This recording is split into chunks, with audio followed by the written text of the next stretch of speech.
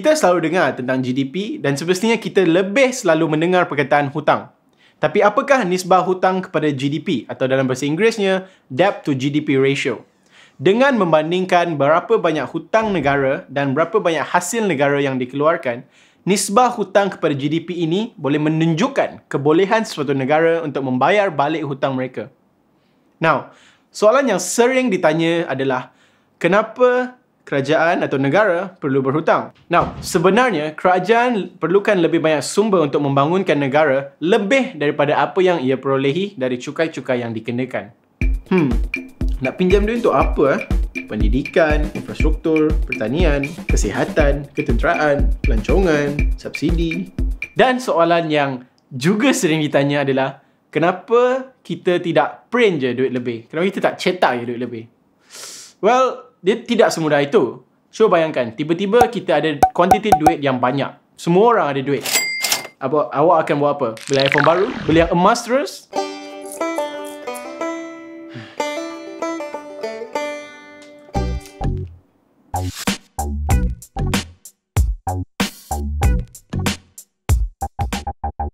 Cuba awak fikir balik. Bukan awak sahaja yang akan rush untuk membeli iPhone baru. Semestinya bukan. Jadi Apple, awak rasa dia akan buat apa?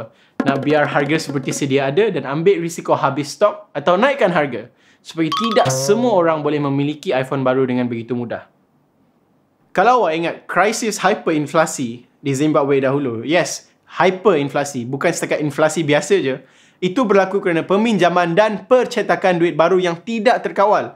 Pada satu ketika, toilet paper pun berharga $417 di Zimbabwe. Bayangkan. Dan itu bukan satu gulung, satu helai. Now, bila kita cek balik nisbah hutang kita kepada GDP, ia berada di paras 53.3%. Dan itu bermaksud jumlah hutang kerajaan sejak merdeka adalah lebih kurang separuh daripada jumlah nilai ekonomi kita hasilkan pada tahun ini. Now, jom kita tengok nisbah di negara lain pula. Jepun sekarang berada di kadar 200%. Dan Jerman yang dianggap sebagai kuasa besar ekonomi Eropah ada pada kadar 70%. Tapi negara-negara seperti Greece dan Cyprus yang masing-masing pada kadar 150% dan 80%, mereka pula terpaksa meminjam duit daripada institusi kewangan antarabangsa dengan syarat mereka mengurangkan perbelanjaan secara drastik atau mengenakan cukai yang lebih tinggi kepada penduduk mereka ataupun kedua-duanya sekali.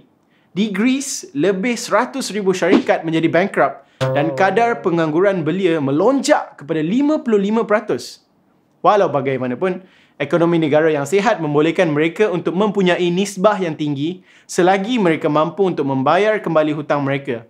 Dan ini dilihat melalui defisit fiskal, iaitu berapa jumlah perbelanjaan kerajaan melebihi pendapatan yang dijana. Apakah defisit fiskal negara kita pada ketika ini? Sebenarnya, defisit fiskal kita adalah sama seperti Amerika Syarikat pada kadar negatif 4%. Dan jiran kita pula Singapura pada kadar 0%. Tapi sekurang-kurangnya, kita bukan tempat paling mahal nak duduk atas muka bumi ni. Okey, apa lagi yang kita perlu tahu tentang hutang negara Malaysia? Well, kebanyakan hutang negara kita adalah dalam bentuk ringgit, iaitu mata wang kita sendiri yang sedikit sebanyak memberi kelebihan dalam kestabilan ekonomi dan kebolehan kita untuk membayar balik hutang-hutang tersebut. Dalam 97 hutang negara kita adalah dalam ringgit dan 3% yang lain itu adalah dalam bentuk mata wang asing. Dan antara kelebihan-kelebihannya adalah nombor 1, kurangnya risiko kadar mata wang yang berubah-ubah yang menyukarkan pembayaran hutang. Nombor 2, penambahbaikan komposisi mata wang dalam hutang eksternal kita. Dan ia juga baik untuk pelabur yang boleh meluaskan portfolio mereka.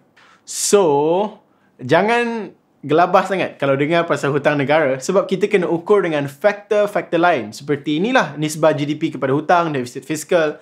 Memang senang untuk kita terus membandingkan negara kita dan kebanyakan negara-negara maju di Skandinavia terutamanya, dan itu bagus. Kita kena bercita-cita tinggi. Tetapi kita kena ingat juga yang kita masih lagi sebuah negara yang membangun dan kita masih boleh menikmati pelbagai kelebihan lain yang tidak ada di tempat lain.